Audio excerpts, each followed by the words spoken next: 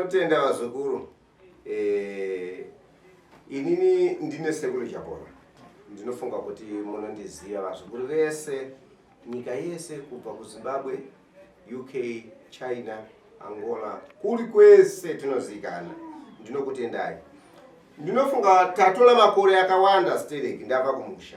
Ndichibva ku Malawi, kumangochi. So pese ndafamba mangochi ndikaenda South Africa, ndichifamba kuti ndichitaura maererano neSly Media. Ndinongotenda kuti Allah subhanahu wa ta'ala kunoita kuti munhu azive. Nasi muri kuona Achapola neminina wavo vakagara iswadaka Allah. Saka zvairi swadaka tinongotenda kuti Allah subhanahu wa ta'ala vanotigonera vanotipa chipo chakanaka. Nasi tine inonzi Robert Tapfumaneyi. Imhuri inokura zvakafanana Sulumani Chimbetu, Alan Chimbetu vanga vakaberekwa munhu mumwe chete.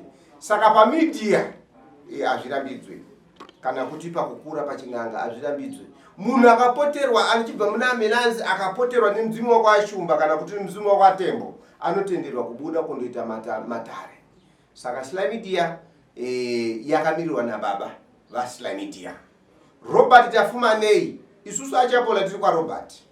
Saka vazukuru vangu vese ndinokutendai kuti kana maona Achapola vakagara pese pavanenge vari kwa mukoma Robert ndokuti ndiye wamwana wakatapfumaneyi. Ende Sly Media ndiye kwatapfumaneyi.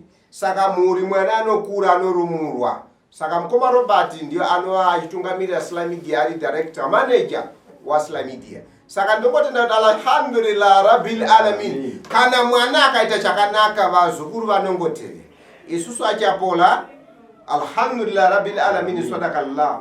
Inini Achapola chaiye nemhuri yangu nedare rangu rese tiri kufamba namukoma Robert. Vazukuru vangu vese musazoti Achapola kochachi chiri kuitika mbavha yabva nekupi inonzi Robert. Iyeye ndiye watagara tichishanda naye. Saka zvinoitika ndezvokuti munhu kana adzoka kuZimbabwe, mukoma akadzoka kuZimbabwe, mapoto kunomunongoziva kuti mapoto aviri kwakaza amwe chete aziitike. Saka isusu Achapola vakamira kudarira kwa Robert ndiko kwavari kufamba nako Tapfumaneyi. Tichimirira matare ekuti government inopa mutongo, inopa mitemo nokuti Achapola ane certificate yekuzinipa nekugovernment. Saka Robert achamirira mapepa ake kubva kugovernment. Saka isusu Achapola ndinofunga ndinongotenda sawira wangu akatotungamira kare anomira pamberi pavanonzi Kanengo ari kutaura kuti aiwa tiri kufamba namukoma Robi. Saka naniwo Achapola tiri kufamba namukoma Robi. Alhamdulillah rabbil alamin sadakallah. Kana tichitira pachitendo cheIslam tinoti sadakallah kureva kuti makomborere kune uyo avakachinja chakanaka.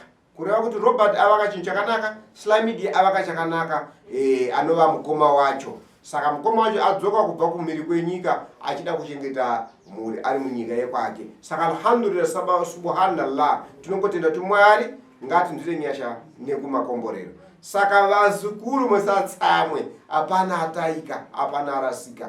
Tese tingori pana Robert Tapfumaneyi. Inini Achapola munondiwana pa Robert Tapfumaneyi. Alhamdulillah rabbil alamin sadakallah Muhammad rasulullah sallallahu alaihi wasallam. Matambudziko cancer, zvirwere, kupenga, kupingirwa misha, kuita sei. Isusu Achapola munondiwana pa Robert. Alhamdulillahi rabbil alamin sadaka.